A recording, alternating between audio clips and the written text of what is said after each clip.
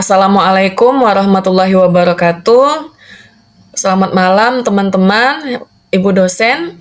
Pada kesempatan kali ini izinkan saya menanggapi pertanyaan pemantik diskusi sesi 11. Pada pertemuan ke-11 ini saya diminta untuk melakukan analisis sistem pembelajaran sekolah dasar, di antaranya yang pertama yaitu dari 10 model pembelajaran terpadu, model mana yang paling relevan dengan kurikulum yang diterapkan di Indonesia saat ini.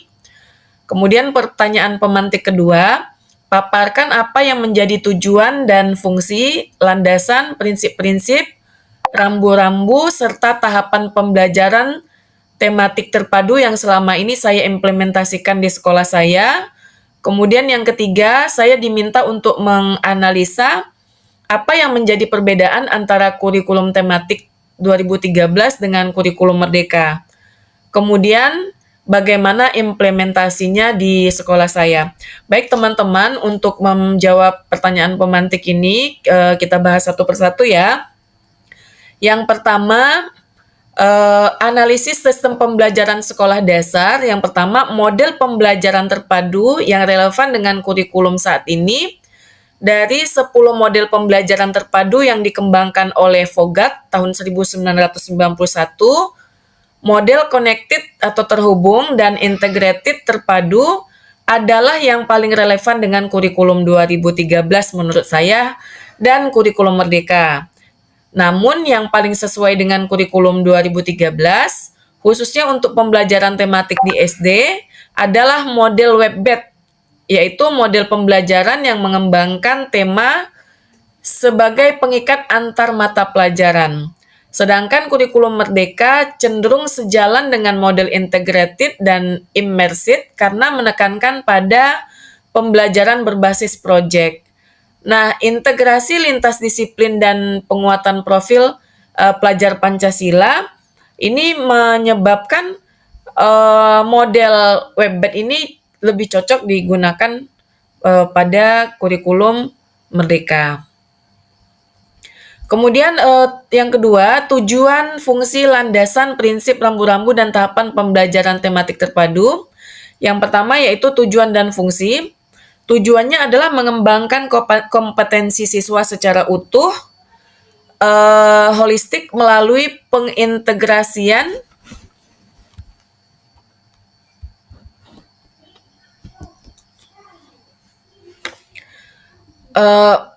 saya ulangi, tujuan dan fungsinya adalah mengembangkan kompetensi siswa secara utuh melalui pengintegrasian berbagai mata pelajaran dalam satu tema kontekstual.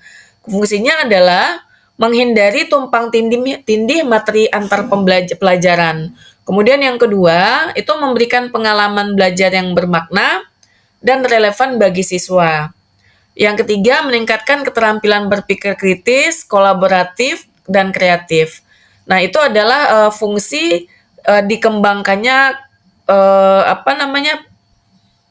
pembelajaran tematik terpadu. Kemudian landasannya, landasan filosofis, belajar akan lebih bermakna jika dikaitkan dengan pengalaman nyata atau konstruktivisme menurut Piaget Vygotsky. Kemudian yuridis, Undang-Undang Nomor 20 Tahun 2023 tentang Sistem Pendidikan Nasional dan Permendikbud Nomor 103 Tahun 2014 tentang pembelajaran. Kemudian prinsip-prinsipnya adalah yang pertama berpusat pada siswa, belajar melalui bermain untuk kelas awal, mengembangkan keterampilan berpikir tingkat tinggi, tematik dan kontekstual, integratif dan fleksibel, mendorong kolaborasi. Untuk rambu-rambunya, tema yang dipilih harus relevan dengan kehidupan siswa. Materi pelajaran diintegrasikan dalam satu kesatuan tema, kemudian penilaian dilakukan secara holistik dan autentik. Kegiatan pembelajaran disusun dalam bentuk kegiatan yang bermakna, kontekstual, kemudian tahapan pembelajaran tematik terpadu terdiri dari perencanaan, yang terdiri dari merancang tema, subtema, kompetensi dasar, dan indikator. Di tahap pelaksanaan adalah kegiatan pembelajaran sesuai dengan skenario yang telah ditetapkan dan sesuai dengan indikator. Kemudian penilaiannya bisa dilakukan dengan observasi, penugasan, portofolio maupun hasil kerja siswa, dan yang selanjutnya ada refleksi tindak lanjut. Di soal yang ketiga, di pertanyaan pemantik yang ketiga, dipertanyakan di sini perbedaan kurikulum tematik dan kurikulum merdeka. Kalau kurikulum merdeka di pendidikan dasar temanya terpadu. Kurikulum merdeka pendekatan tematik terpadu berbasis mata pelajaran proyek dan pembelajaran berbasis minat.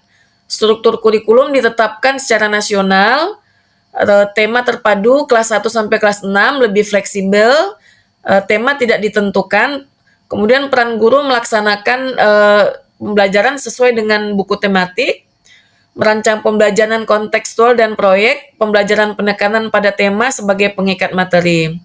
Kemudian implementasinya di tempat saya di SD SMP Negeri 71 Atap Moro adalah di Kecamatan Karimun, Kecamatan Sugi Besar, Kabupaten Karimun, Provinsi Kepulauan Riau ya, sekolah saya. Saat kurikulum 2013 masih digunakan, pembelajaran lebih mengacu pada buku tematik. Guru terbiasa dengan alur tetap dan mengikuti kegiatan pembelajaran dari buku pegangan. Nah, pada saat diberlakukannya kurikulum merdeka, guru mulai diberikan pelatihan untuk menyusun modul ajar dan menyisipkan proyek penguatan profil pelajar Pancasila. Nah, di sekolah kami, implementasi kurikulum merdeka ini masih terbatas, terutama karena keterbatasan sumber daya dan akses informasi. Namun, komitmen untuk berubah sudah terlihat. Misalnya, guru mulai merancang kegiatan proyek sederhana berbasis lingkungan dan budaya lokal. Mungkin itu pendapat saya terkait diskusi sesi 11. Terima kasih. Assalamualaikum warahmatullahi wabarakatuh.